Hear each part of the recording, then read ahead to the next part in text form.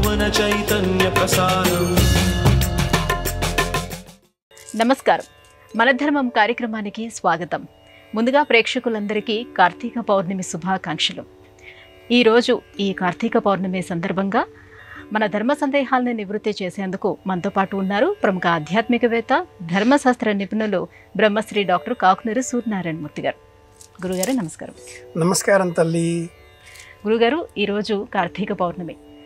ప్రతి మాసంలో వచ్చేటువంటి పౌర్ణమి కన్నా ఈ కార్తీక పౌర్ణమికి ఎంతో విశిష్టత ఉందని చెప్తారు. ఏమిటా విశిష్టత?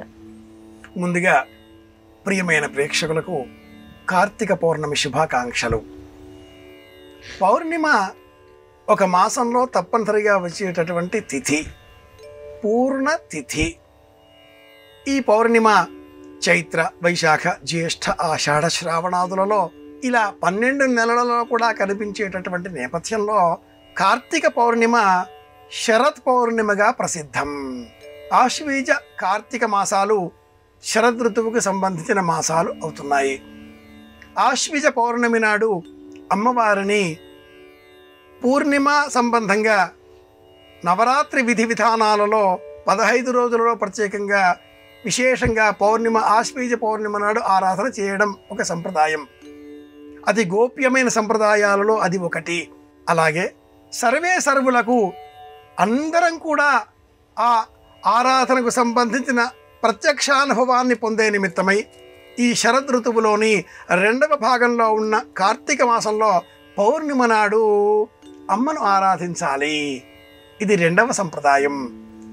ఈ సంప్రదాయాన్ని అనుసరించి కార్తీక పౌర్ణిమ సముద్ర స్నానం చేయడం, నదీ స్నానం చేయడం, దీపారాధనలు వెలిగించడం, ప్రదోష సమయంలో ధాత్రి పూజ చేయడం, అంటే బృంద అన్న పేరిట ఉసిరిక మొక్కను సేకరించి పూజించడం, విశేషంగా పాలను రాగి చెట్టు, వేప చెట్టు, జమ్మి చెట్టు, మామిడి చెట్టు, ఉసిరిక చెట్టు, ఈ 5 చెట్లు మొదల పాలను, రాగి చెంబులో ఉన్న పాలను అలా పోసి పితృదేవతలను స్మరించడం. ఇలా చేసిన ఎడల పితృదేవతల అనుగ్రహంతో వంశాభివృద్ధి కలుగుతుంది. ఏ సంకల్పపూర్వకంగా మనం ఈ మహావృక్షాల మొదల పాలు సమర్పిస్తామో ఆ సంకల్పం నెరవేరుతుంది.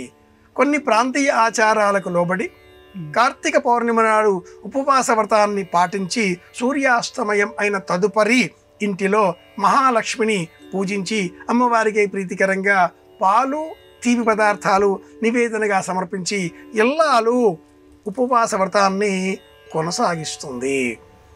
ఇలా చేయడంలో కూడా అంతరార్థం కుటుంబ శ్రేయస్సు కోరి ఉండడం. ప్రాంతీయ ఆచారాలకు లోబడి కొన్ని ప్రాంతాల్లో జ్వాలా తోరణం అన్న పేరిట కూడా పార్వతీ పరమేశ్వరుల స్మరణపూర్వకంగా అర్ధచంద్రవృత్త ఆకారంలో వెలిగేటటువంటి ఒక మంటల నీడవలే ఒక అర్ధచంద్ర ఆకారంలో ఆ జ్వాలలను ఏర్పాటు చేసి ఆ జ్వాలలను దర్శనం చేసుకుంటారు. పార్వతీ పరమేశ్వరులు ఏ విధంగా అన్యోన్యంగా ఒకరి ఒకరుగా జీవించారో, వాక్కు అర్థం వలె ఉన్నారో, అలాగే భార్యాభర్తల మధ్య అనుబంధం పెరగాలి, విశ్వాసాలు పెరగాలి, భేదాభిప్రాయాలు తొలగిపోవాలి అనే సంకల్పంతో కార్తీక పౌర్ణిమ నాడు ఇల్లాలు అలాగే యజమాని ఇరువురు కలిసి శివారాధన చెయ్యాలి. ఉదయమంతా కూడా ఉపవాస వ్రతాన్ని పాటించి ప్రదోష సమయంలో పరమేశ్వరాభిషేక సేవ నిర్వహించాలి. పసుపు నీటితో భార్యాభర్తలు ఇరువురు కూడా కార్తీక పౌర్ణమి నాడు సూర్యాస్తమయం అయిన అనంతరం శివారాధన చేసే సమయంలో అభిషేక సేవ నిర్వహించినట్లయితే ఆ ఇరువురి మధ్యన పూర్వం ఉన్నటువంటి భేదాభిప్రాయాలు తొలగిపోతాయి అని కూడా సాధనా ప్రపంచం ప్రత్యేకంగా తెలియజేస్తుంది. కార్తీక పౌర్ణిమ స్నాన నియమం, దాన నియమం, వాంగ్ నియమం, భోజన నియమం అనే 4 ప్రధాన నియమాలతో ముడిపడి ఉంటుంది. స్నాన నియమం కార్తీక పౌర్ణమి నాడు దేహానికి మట్టి రాచుకొని స్నానం చేయాలి, ఇది మొదటి నియమం. దాన నియమం కార్తీక పౌర్ణమి నాడు తప్పనిసరిగా ఏదో ఒక వస్తువు, పదార్థము, దినుసు, ధనము దానంగా ఇవ్వాలి.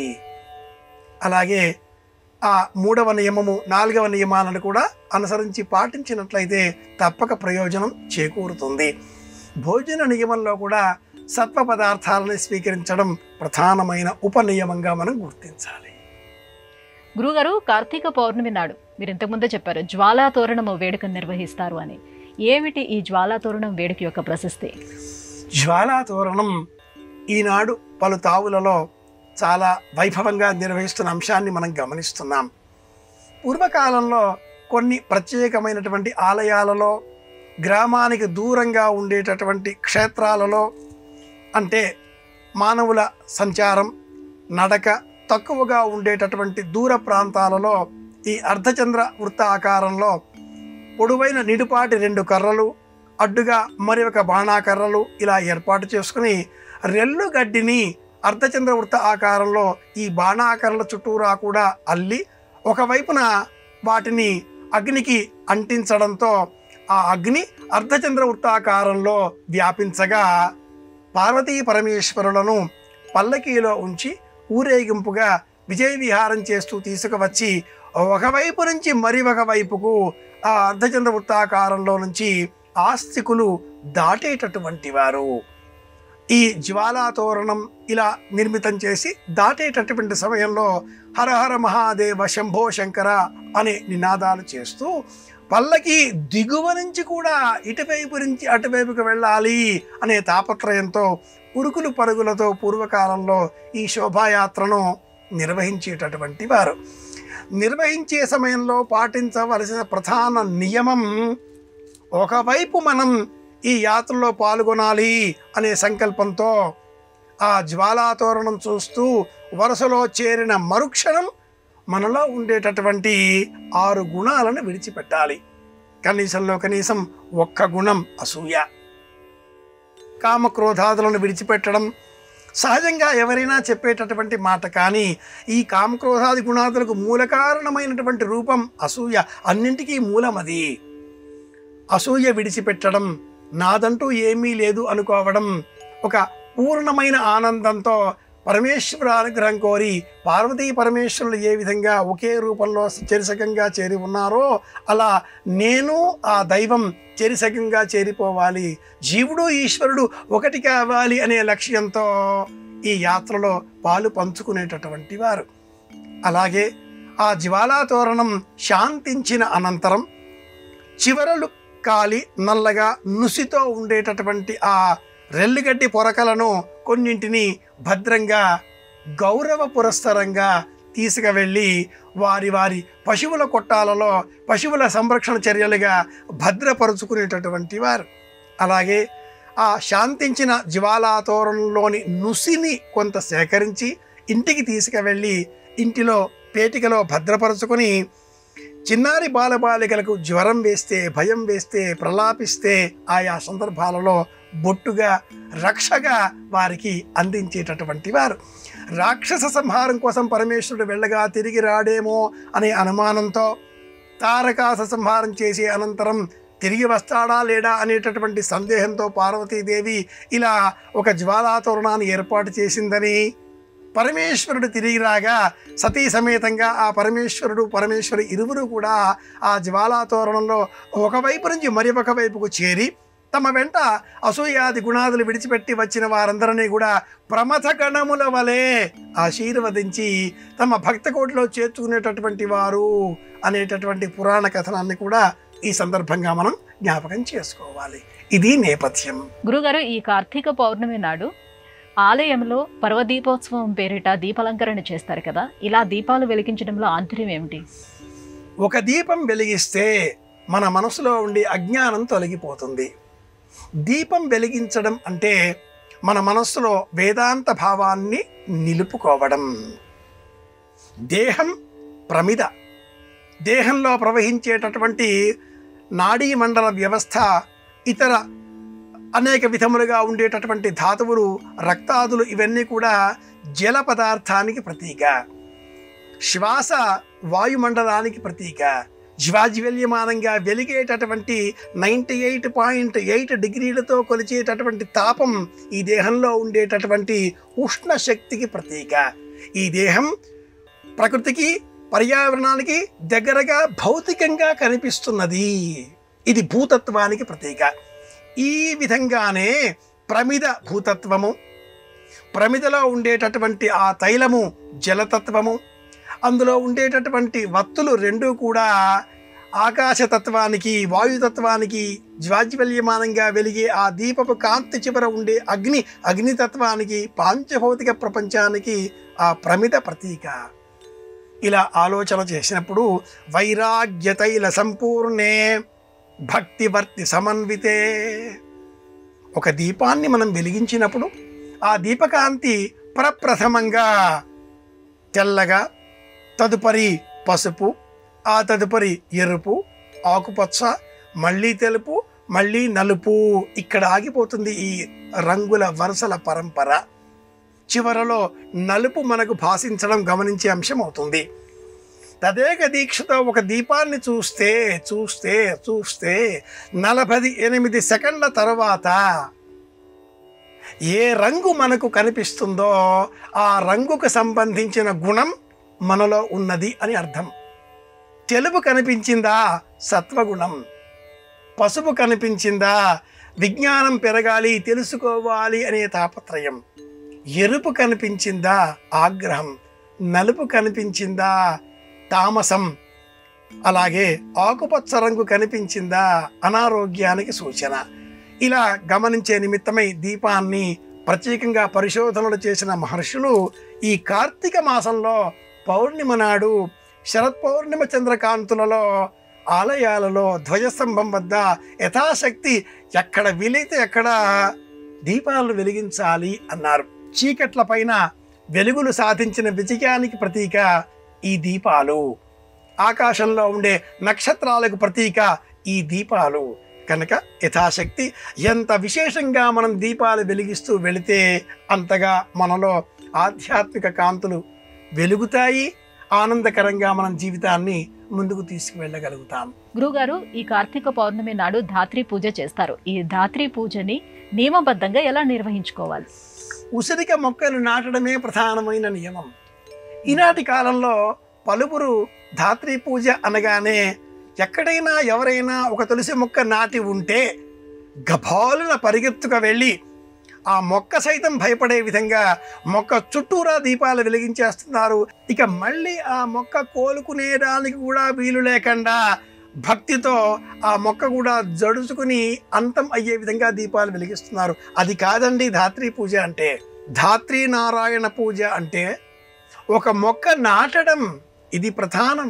తులసి మొక్క, ఉసిరిక మొక్క, మందారం మొక్క, ఈ 3 మొక్కలు పూర్వం దేవదానవులు సముద్ర మథనం చేసేటటువంటి వేళలో ధన్వంతరి మహానుభావుడు ఆ అమృతమయమైన కలశాన్ని చేతబుచ్చుకొని అలా బయటికి వెలువడి రాగా ఆయన చేతిలో ఉండే ఆ అమృతంలో నుంచి కొన్ని బిందువులు చిట్లి నేలపై పడి ఈ మొక్కలు పెరిగినట్లుగా పురాణం వర్ణిస్తుంది. ఈ వర్ణనలో, ఈ కథనలో ఉండే అంతరార్థం ఏమిటంటే ఈ మొక్కలని మనం ప్రధానంగా కాపాడుకోవాలి, ఉసిరి మొక్కను నాటి పూజించాలి. ధాత్రి పూజ అనే పేరిట ఉసిరి మొక్కను నాటి ఆ ఉసిరి మొక్క దిగువన ఒక పళ్ళెంలో సాలగ్రామ రూపంలో శ్రీమన్నారాయణమూర్తిని అభిషేక సేవతో అర్చించి పుష్పాలంకరణ చేసి అనంతరం కాసింత దూరంగా ఉసిరిక కాయ పైన కొద్ది భాగం పెచ్చు తొలగించి నేతితో దీపాన్ని వెలిగించాలి. ఇది ధాత్రి పూజ లక్షణం, అంతరార్థం. పలు దీపాలు కాకుండా పరమాత్మకు ప్రీతికరంగా ఒక దీపం వెలిగించాలి. ఒక మొక్క ఒక దీపం. అనేక మొక్కలు నాటేటటువంటి శక్తి ఉన్న ఎడల అనేక దీపాలు వెలిగించవచ్చు. ఈ లక్ష్యంతో మనం వ్యవహరించాలి. అంతేకాని సమష్టిగా అందరూ కలిసి ఒక మొక్క నాటి ఆ ఒక మొక్క చుట్టూరా వందలాది దీపాలు పెట్టేస్తే ఆ మొక్క ఎదగదు, అంతం అయిపోయే ప్రమాదం కూడా పొటమరించి ఉంటుంది, పక్కనే పొంచి ఉంటుంది. కనుక అలా చేయకూడదు. ధాత్రి పూజ ఆ మొక్కను నాటి పూజించడం, ఎవరికి వారు విడివిడిగా పుణ్యబలం సేకరించుకుందాం అనే ఆలోచన కలవారు పౌర్ణిమ నాడు మాత్రమే అని కాకుండా తెలుసుకున్న కారణం చేత పౌర్ణిమ మాసంలోని అమావాస్య వరకు ఏ రోజైనా కూడా ఉసిరి మొక్కలను నాటే ప్రయత్నం చేయాలి. నిరభ్యంతరంగా ఉసిరి మొక్కలను ఇంటిలో కూడా పెంచుకోవచ్చు. ఇంటిలో కావచ్చు, బడిలో కావచ్చు, గుడిలో కావచ్చు, రహదారి బాటల వద్ద కావచ్చు, వ్యవసాయ క్షేత్రాల వద్ద కావచ్చు, ఎక్కడైనా కావచ్చు. అవకాశం లేని వారు మేడపైన కూడా పెంచుకోవచ్చు. ప్రధాన లక్షణం మొక్కల పెంపకం, పర్యావరణ పరిరక్షణ. ఈ నేపథ్యమే కార్తీక మాసానికి మూల బలం. కార్తీక పౌర్ణిమ ఈ సందర్భాన్ని పురస్కరించుకొని ఇలా ధాత్రి పూజ అనే పేరిట యథాశక్తి ఉసిరిక మొక్కలను సేకరించి మొక్కల పెంపకం పట్ల ప్రేమ కల వారికి వితరణ చేస్తే కూడా ప్రత్యక్షంగా ఆ శ్రీమన్నారాయణుడు అనుగ్రహిస్తాడు. సకల సంపదలను ఆరోగ్య రూపంలో మనకు ప్రసాదిస్తాడు.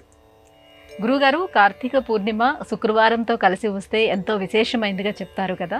శుక్ర పౌర్ణమిగా వ్యవహరించే ఈ రోజున ఆ లక్ష్మీ అనుగ్రహం పొందటానికి ఎటువంటి పరిహారాలను పాటించాలి? ఇల్లాలని ఆనందపరచాలి అనేది సులభమైన సమాధానం అవుతుంది.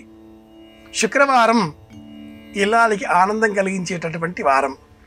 ఇల్లాలు శుక్రవారం అని చెప్పేసి ఉదయమే లేచి వాకిలి శుభ్రపరచి గడప కడిగి ముగ్గులు వేసి దేవతారాధన చేసేటటువంటి చోట దైవాన్ని అర్చన చేసే నిమిత్తమై ఏర్పాటు చేసి దీపాలు వెలిగించి ధూపాలు వేసి ఇల్లంతా కూడా మంగళకరంగా మార్చేటటువంటి లక్ష్యంతో ఉంటుంది. అలాంటి పరిశుభ్రమైన ఆనందకరమైన ఆరోగ్యదాయకమైన ఐశ్వర్యదాయకమైన శుక్రవారం పౌర్ణిమతో కలిసి వచ్చినప్పుడు ఇల్లాలికి ఆగ్రహం తెప్పించకుండా ఇంటిల్లిపాది సహకరించినట్లయితే ఆ పౌర్ణిమ భృగు పౌర్ణిమ ఆనంద పౌర్ణిమగా మారుతుంది. కృత్తిక నక్షత్రం అగ్నిహోత్ర స్వరూపంతో కూడుకున్న నక్షత్రం. అకారణంగా కోపం తీసుకువచ్చేటటువంటి నక్షత్రం కృత్తిక నక్షత్రం. అగ్నిర్నఃపాత కృత్తికా నక్షత్రం దేవమింద్రియం ఇదమాసాం విచక్షణం హవిరా సంజుహోతన అని వేద ప్రమాణం. కృత్తిక నక్షత్రాన్ని వర్ణించేటటువంటి సమయంలో కృష్ణ యజురారణ్యకం, అలాగే కృష్ణ యజుర్వేద సంబంధితమైనటువంటి బ్రాహ్మణం ప్రత్యేకంగా ద్వితీయ అష్టంలో ఈ మంత్రాన్ని మనం గమనించవచ్చు. సంహితలో కూడా కృత్తిక నక్షత్రం అగ్నిర్దేవత ఈ రకమైనటువంటి రూపాన్ని కూడా మనం చూడవచ్చు. అగ్నిహోత్ర స్వరూపంగా ఉండే నక్షత్రం కృత్తిక. దత్తాత్రేయుడు జన్మించిన నక్షత్రం కృత్తిక. కోపాలు రాకుండా శాంతంగా ఉండే నిమిత్తమై ఈ వ్రతాన్ని మనం అనుసరించాలి. అలాగే విశేష జ్ఞానం కల సాధకులు ఇలా అతి అరుదుగా అద్భుతంగా వచ్చేటటువంటి కృత్తిక నక్షత్రంతో కూడుకున్న కార్తీక పౌర్ణిమ శుక్రవారం నాడు వచ్చినట్లయితే అలాంటి వారంతా కూడా పూర్వకాలంలో మేడి చెట్టును పూజించేటటువంటి వారు, మేడి చెట్టును దర్శనం చేసుకునేటటువంటి వారు, మేడి మొక్కను వ్యవసాయ క్షేత్రంలో నాటి నీరు పోసి సంరక్షణ చేసేటటువంటి వారు. మేడి మొక్కలను ఇంటిలో ప్రాంగణంలో పెంచుకొనకూడదు, కానీ ఇంటికి వెలుపల కాంపౌండ్ వాల్ ఆ గోడ వెలుపల పెంచవచ్చు. కనుక ప్రాచీనులు ఇలా అరుదుగా ఎప్పుడో ఒకసారి వచ్చేటటువంటి శుక్రవారంతో కూడుకున్న కార్తీక పౌర్ణిమ లభించిన పుణ్య సందర్భాన్ని పురస్కరించుకొని మేడి మొక్కలను యథాశక్తి నాటి పెంచి పోషించేటటువంటి వారు. గ్రామ సీమలలో గ్రామ సరిహద్దులలో తప్పనిసరిగా మేడి మొక్కలు పూర్వం ఉండేది. మేడి మహావృక్షంగా మారి మనకు ఆరోగ్యాన్ని ఆనందాన్ని అందించేది. అట్లాంటి అరుదైన సందర్భం ఈ సంవత్సరం వచ్చిన నేపథ్యంలో కార్తీక పౌర్ణిమ శుక్రవారం భృగు పూర్ణిమ మేడి మొక్కను పూజించినట్లయితే అద్భుతమైన ప్రయోజనాన్ని ఆరోగ్యాన్ని మనం సంతరించుకోవచ్చు. ఇది లక్ష్యం. గురుగారు, కార్తీక పౌర్ణమి నాడు సహస్రలింగార్చన, మహాలింగార్చన, రుద్రాభిషేకం, బిల్వార్చన ఇలాంటి వివిధ ప్రక్రియలతోటి శివారాధన మనం చేస్తూ ఉంటాం కదా. కార్తీక పౌర్ణమికి శివారాధనకు ఉన్నటువంటి సంబంధం ఏంటి? కార్తీక పౌర్ణిమ శివారాధనకు ప్రత్యేకం, అలాగే విష్ణువారాధనకు కూడా విశేషం. ఈ కార్తీక మాసాన్ని శివకేశవ మాసంగా మనం అభివర్ణించినప్పుడు పౌర్ణిమ వరకు శివారాధన, అమావాస్య వరకు విష్ణువారాధన, ఇలా రెండింటితో కూడా మనం ముడిపడి రెండింటిలో కూడా ప్రత్యేక సందర్భాలను ఒకదానితో మరొకటిగా సంభావన చేస్తూ అర్చించడం ఆర్ష సంప్రదాయం. శివకేశవులకు అభేదం, ఇరువురు ఒక్కరే అనే ఆలోచనను మనలో పెంపొందింపజేసే విధంగా ఈ మాసం హరిహర మాసంలో కార్తీక పౌర్ణమి నాడు శివారాధనలు, సత్యనారాయణ వ్రతాలు, తులసి దళాలతో శాలగ్రామ రూపంలో విష్ణువుని అర్చించడం, మారేడు అంటే బిల్వపత్రి దళాలతో శివుడిని మారేడు వృక్షం క్రింద అర్చించడం, వనభోజనాదులను నిర్వహించడం, సమష్టిగా అందరూ కలిసి చైతన్యంగా ఒకటిగా జీవించే ప్రయత్నం చేయడం.